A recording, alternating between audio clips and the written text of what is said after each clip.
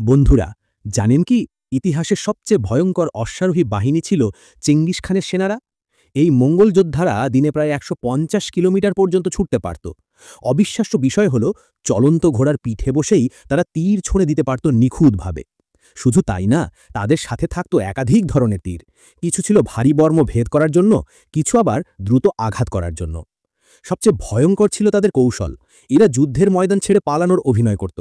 শত্রুপক্ষ মনে করত তারা ভয় পালাচ্ছে।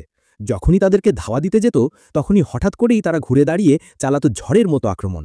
ফলাফল, শত্রু বাহিনী মুহূর্তেই ভেঙে পড়ত। শুধু যুদ্ধ নয়, তারা ব্যবহার করত ভয়কেও।